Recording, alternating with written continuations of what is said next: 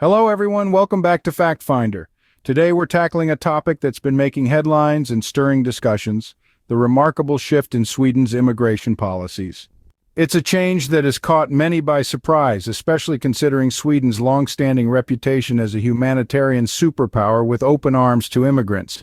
Join me as we explore the reasons behind this transformation. Did you know that Sweden has a long history of embracing immigrants? Let's delve into the past and see how it all started. Sweden's relationship with immigration has been quite unique. Historically, it has been known as a humanitarian superpower with a reputation for welcoming immigrants with open arms. The late 20th century saw a significant increase in immigration, particularly from countries experiencing political turmoil and conflict. As a result, Sweden's social fabric began to weave in an array of diverse cultures, languages, and traditions. From the late 1960s to the early 21st century, Sweden's doors were open wide to those seeking refuge. During the Balkan Wars in the 1990s, Sweden accepted a large number of refugees, demonstrating its commitment to humanitarian aid.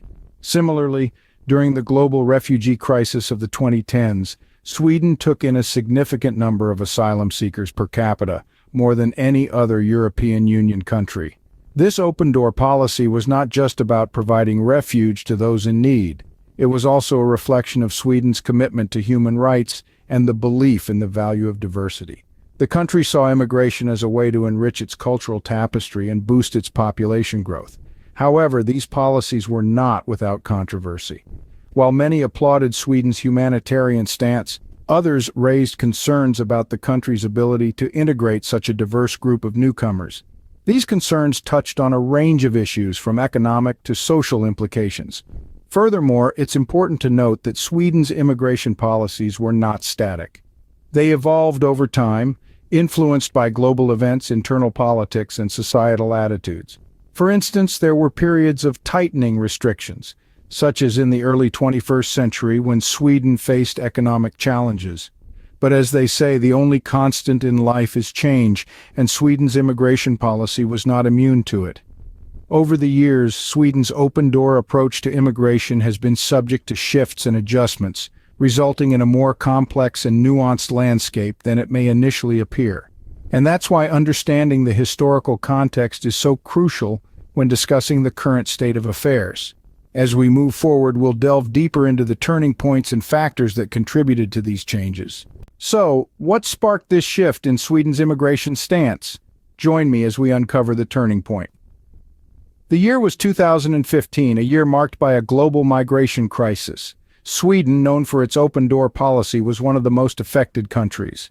The nation found itself grappling with an unprecedented influx of refugees, predominantly from war-torn regions.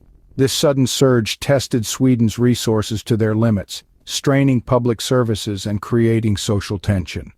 The country's long-standing ethos of openness and humanitarianism was challenged like never before. The Swedish society, known for its tolerance, was pushed to its limits, leading to a rise in anti-immigration sentiment. This was the period that sparked a significant shift in public opinion and policy towards immigration. The 2015 migration crisis was a watershed moment that led to a re-evaluation of Sweden's immigration policies.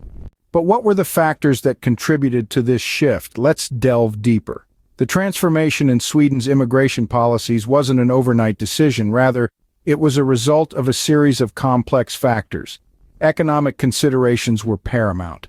The cost of integrating newcomers into society, from providing language courses to welfare benefits, began to weigh heavily on the nation's budget. On the other hand, social cohesion was also at stake. The rapid influx of immigrants led to cultural clashes, creating friction within communities. Many Swedes felt that their societal fabric was being stretched too thin, too fast. Additionally, public safety became a concern. A perceived rise in crime rates, whether real or imagined, put pressure on the government to act. This fear, fueled by sensational media reports, drove the demand for stricter immigration policies. These factors significantly influenced Sweden's decision to tighten its immigration policies. Now let's examine the recent changes and reforms in Sweden's immigration policies. In the last few years, Sweden has been busy reforming its immigration policies, implementing stricter rules and regulations to control the influx of immigrants. The Swedish government has shifted gears, moving away from the open-door policy that once defined its approach to immigration. This shift is marked by a series of reforms, each designed to address a specific aspect of the immigration issue. One of the most significant changes has been the introduction of temporary residence permits. Gone are the days when asylum seekers were granted permanent residency almost immediately. Now, successful asylum seekers are given a temporary permit which is valid for 3 years. The aim is to encourage integration and self-sufficiency, with the hope that immigrants will contribute positively to the Swedish society and economy. Another major reform is the tightening of family reunification rules. Previously, family reunification was almost a given, but now, to qualify, refugees must prove they can financially support their family members. This change, while controversial, is meant to ensure that immigrants can sustain themselves and their families without relying heavily on state support. Sweden has also increased its focus on deportations, particularly of those whose asylum claims have been denied. In the past, rejected asylum seekers could stay in the country indefinitely, but now the government is making concerted efforts to expedite the deportation process, a move that has stirred debate on human rights grounds. Finally, there's been a push for more rigorous language and cultural orientation programs for newcomers.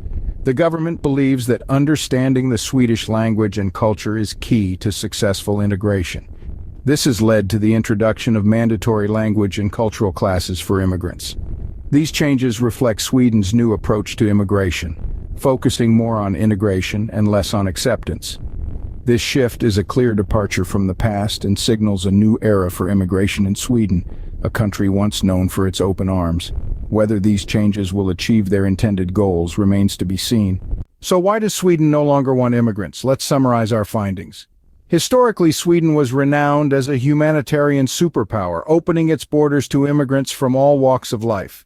However, a significant turning point occurred, leading to a shift in policies. Several factors contributed to this change. Integration challenges became increasingly evident, with public opinion swaying towards skepticism. There were concerns about rising violence and crime statistics, often linked, rightly or wrongly, to the immigrant population. The perceived failures in assimilation led to a sense of unease. In response, the Swedish government introduced transformative reforms, tightening the rules on immigration. This marked a stark departure from their earlier, more welcoming stance.